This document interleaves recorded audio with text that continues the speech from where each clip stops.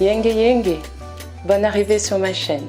Je suis Kimini, hypnothérapeute, spirituelle Congo et panafricaine. Convaincue que l'affirmation de soi et la valorisation de soi sont deux valeurs qui doivent se trouver à la base de ta pyramide de valeurs afin que tu puisses t'élever. Alors ce que je te propose sur ma chaîne, c'est du contenu inspirant afin que tu aboutisses à ces objectifs. Du contenu en lien avec la tradition, la culture et l'identité du peuple noir. Il est temps que notre génération remplisse sa mission. Alors si tu es d'accord avec ça, ce que je te propose, c'est de t'abonner immédiatement, si ce n'est pas encore fait, d'activer la cloche de notification afin que tu reçoives des informations dès lors où je posterai une vidéo et surtout que tu partages un maximum autour de toi afin qu'ensemble nous redevenions de véritables filles et fils de la mère patrie l'Afrique. Je cite souvent les ancêtres lorsque je fais mes vidéos, mais également mes écrits que tu peux retrouver sur Instagram ou sur Facebook, Kiminou. Je les cite, je les invoque, je les évoque même dans ma vie quotidienne, que ce soit avec mon mari. Les tours et les détours de la vie, ils les connaissent, ils ont déjà arpenté le chemin avant nous.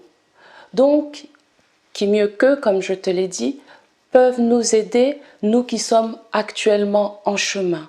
Nous aider pour nous protéger, nous guider, nous inspirer pour savoir ce que nous devons faire face à des obstacles, comment changer parfois notre état d'esprit, comment savoir lorsque nous sommes dans la bonne direction, lorsqu'il faut parfois faire un pas en arrière, 10 pas en arrière pour mieux avancer.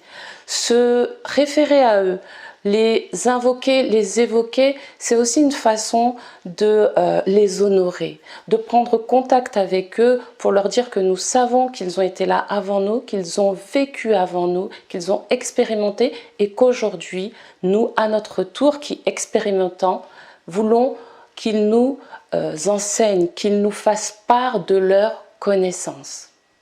Alors je vais te dire à qui je fais référence lorsque je parle des ancêtres. Parce que tous les défunts ne sont pas des ancêtres. Ta grand-mère, ton grand-père, ton arrière-grand-mère, ton arrière-grand-père ne sont pas forcément des ancêtres. Lorsque l'heure de la mort a sonné, le corps physique retourne à la terre-mère. L'âme se dissout dans les terres, parce qu'il est le double du corps physique. Et l'esprit, lui, qui est notre parcelle divine, retourne à la source. Cet esprit qui retourne à la source, il retourne avec tout l'enseignement qu'il a eu de sa dernière incarnation, il retourne avec son niveau vibratoire, il retourne avec le niveau d'énergie qu'il a emmagasiné durant son incarnation. Il retourne à la source et se présente à lui deux situations. En fonction de son état vibratoire, de son taux vibratoire, au niveau auquel il vibre, il va donc être dirigé dans deux directions possibles. La première direction, c'est la direction qui l'emmènera vers les plans supérieurs. Les plans supérieurs, c'est quoi? C'est les plans les plus proches du divin. C'est les plans où on vibre à de très hautes fréquences. Qui va là-bas? Ce sont ceux qui ont justement expérimenté une vie, une mission de vie où ils ont élevé leur niveau de conscience. Ils ont une ouverture véritablement de conscience qui leur a permis de penser, de parler et d'agir dans le mieux de l'humanité, dans le mieux de l'ouverture du cœur véritable de l'être humain. Les plans supérieurs, c'est véritablement, je retourne quasiment vers le divin. C'est ceux qui ont bien fait leur devoir, c'est ceux qui ont eu une super note, qui ont été jusqu'au bout, qui ont expérimenté et qui ont compris le véritable sens de la vie. Ils ont tellement bien fait leur devoir que dès lors où ils retournent à la source, ils vont en fonction, parce que même dans les plans supérieurs, on y trouve différentes dimensions.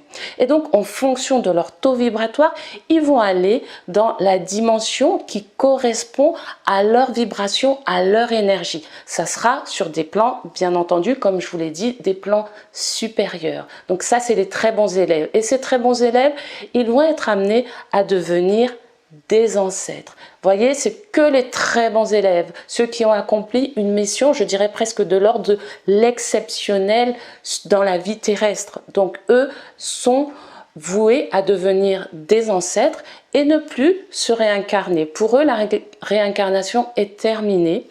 Ils ont très bien fait leur devoir, ils ont appris ce qu'ils avaient besoin dans le monde matériel, donc c'est fini.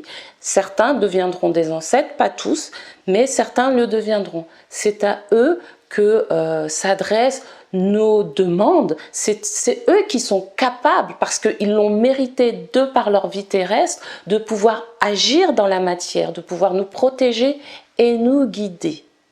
Tout le monde, comme je vous l'ai dit, ne peut pas devenir ancêtre. Véritablement, il faut avoir un niveau vibratoire, il faut avoir eu une vie qui soit à la hauteur de la mission divine.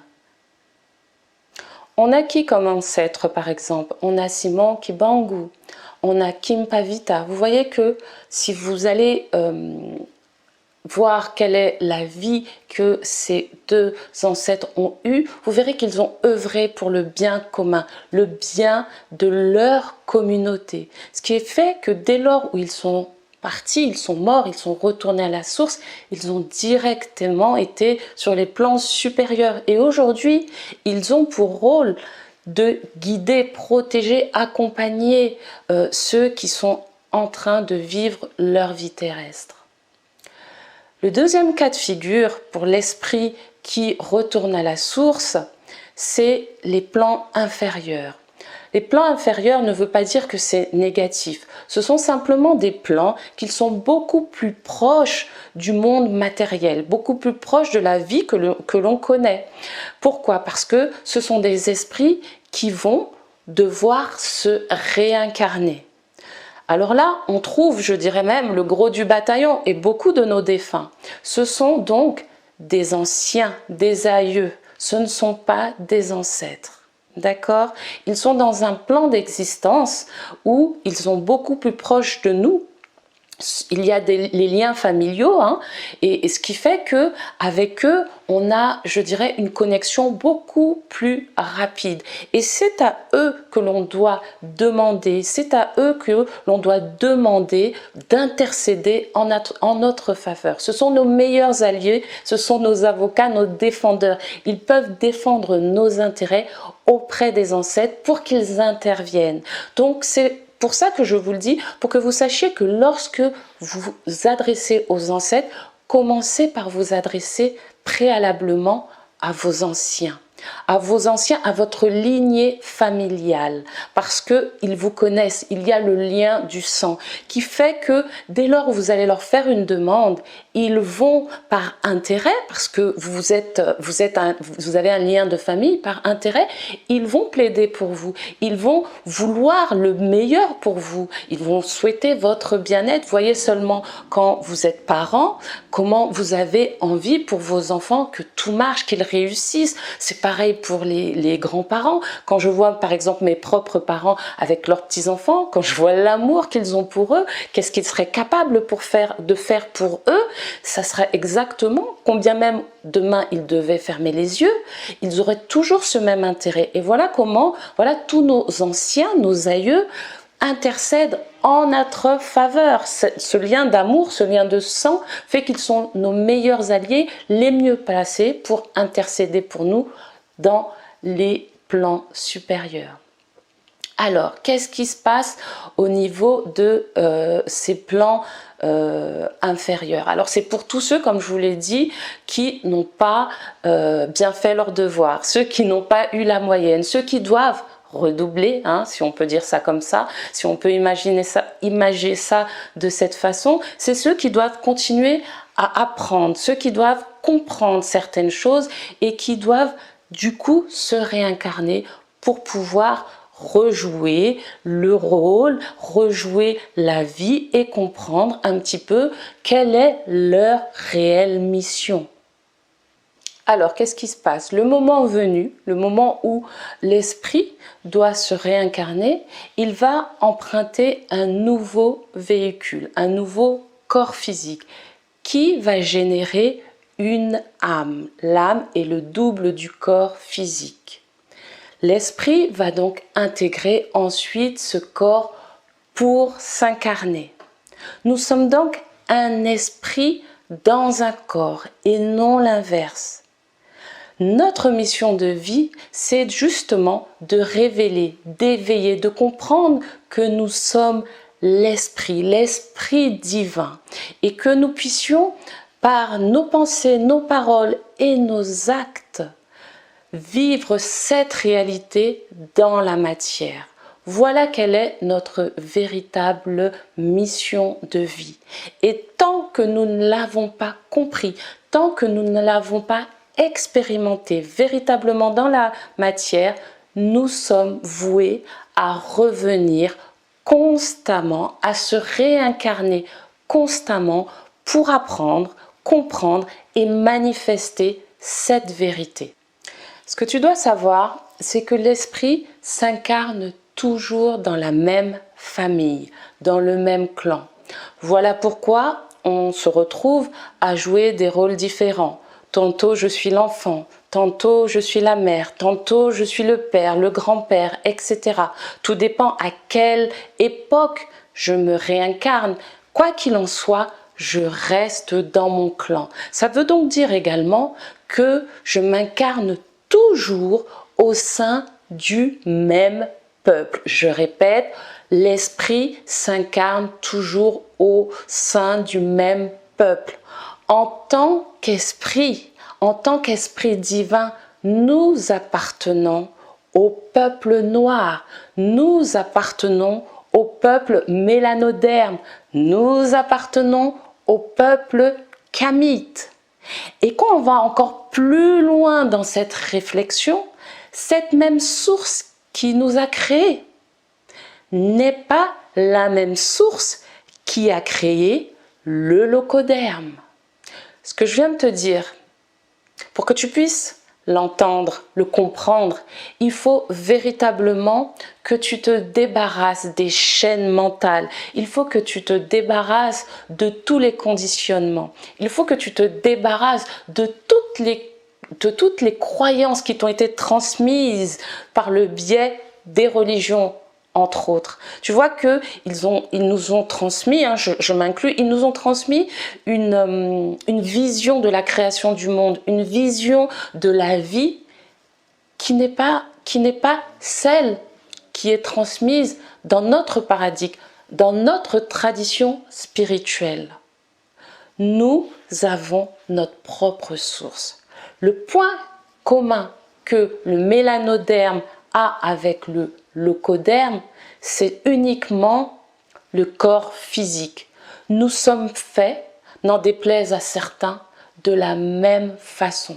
Nous sommes faits de chair et de sang. Nous avons exactement les mêmes organes. La différence, c'est le taux de mélanine. Voilà, la très grande différence, c'est que l'esprit qui est au sein de ce corps est un esprit qui provient d'une autre source. Alors, je vais te laisser réfléchir à tout ça parce que c'est très important que tu comprennes, que tu entendes et que tu comprennes cette information. Et je te dis véritablement, modifie ton mindset, modifie ta programmation parce que tout ce qui t'a été dit et tout ce qui se croit aujourd'hui sont des croyances qui proviennent d'un seul et unique paradigme, le paradigme du locoderme. Change ton paradigme, reviens à ta culture, ta tradition et surtout à l'identité de ton peuple. Mon message aujourd'hui, la famille des diamants, c'est qu'il est temps qu'on arrête de redoubler. Il est temps qu'on arrête de se réincarner sans cesse. Il est temps que l'on apprenne nos leçons. que nous devenions excellents, que nous ayons une vie à l'image de nos prédécesseurs qui sont devenus des ancêtres. Ils ont besoin de nous, ils ont besoin qu'il y ait de plus en plus d'ancêtres, ils ont besoin qu'il y ait de plus en plus d'entre nous, qu'une fois l'heure de la mort est arrivée, que nous partions directement vers les plans supérieurs. Alors, pour ça, il faut absolument qu'on change, il faut absolument que nos missions de vie, nous les remplissions, que nous arrêtions de nous dissiper, de nous éparpiller et que nous revenions à notre paradigme et vivre notre meilleure vie. On retournera de ce fait dans les plans supérieurs de nos ancêtres et de notre source. Votre conscience. Il est temps d'ouvrir votre conscience, que votre niveau de connaissance s'élève, que nous vibrions, ouais c'est ça, bon c'est bon, vous avez compris, à des niveaux supérieurs. Et ça doit se matérialiser dans nos vies. Nous devons avoir des vies d'excellence, nous devons avoir des vies basées sur le cœur, nous devons avoir des vies basées sur notre paradigme. Voilà mon message, diamant du continent. Que tes anciens, que tes aïeux intercèdent en ta faveur, que les ancêtres te protègent et te guident à une vie basée sur l'excellence, à une vie basée sur notre paradigme. Voilà, diamant du continent. Si tu veux continuer à me suivre, surtout, n'hésite pas à aller sur mes pages, Instagram et Facebook. Mets-moi des commentaires, ça me ferait plaisir que tu me dises ce que tu penses de ce que je viens de te dire, si tu es d'accord ou même pas d'accord, si tu savais déjà que notre tradition avait cette vision de la réincarnation, qui étaient les ancêtres, dis-moi tout en commentaire. Voilà, c'était Kiminou, le diamant du continent.